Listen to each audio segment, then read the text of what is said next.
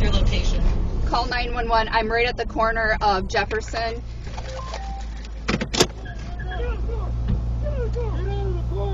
Okay, so there's two things you can do in that situation, all right? The first would be a pit maneuver, and honestly, I highly advise against it, and there's a reason why. Pit maneuvering and being able to do it are like something you really need to train for. The reason why it's something that you train for is because it requires certain things. Like, first of all, you got to go off the rule of lug nuts, which means, hey, if you have the same amount or more than the one that you're trying to pit maneuver, you're going to be able to actually cause it to spin out. Two, it requires the timing to be right.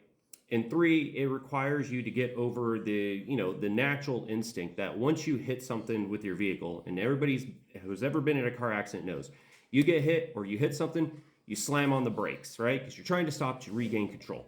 Pit maneuver, you're not slamming on the brakes. In fact, if you slam on the brakes while performing one, it causes it all to stall out. So the second maneuver you can do, and it's something that I highly advise, would be the hasty retreat. So the fact is, if you look at that video, right, and I did it and everything, by the time the orange vehicle comes to a complete stop, to where the first officer that was able to draw his firearm to present it, by the way, he presented it improperly. You could tell he's not really well trained. It takes about 3 to 4 seconds for that guy. In that time frame, as soon as you're able to come to a stop, right, and you're being trapped by not being able to go forward, you instantly want to throw it in reverse.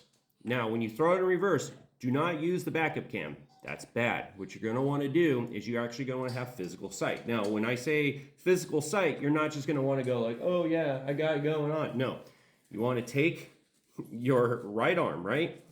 Throw it over the back seat to get full view of everything that's happening in the back. That's going to allow you to back up relatively quickly at a much higher speed than like 5-10 miles per hour. You're going to want to get up to, in that kind of situation, probably between 25 to 35. So that way you can pull a 3-point turn. I suggest a 3-point turn and not a J turn, because as somebody who has done J turns left and right in training, all that, guess what? Your vehicle steering is not going to be able to handle it. J turns actually destroy the vehicle's ability to steer properly. So do a quick 3-point turn and get out of there. I do not fault her for stopping, because the fact of the matter is that is terrifying. You have armed thugs at the backing of the US government allowing this nonsense.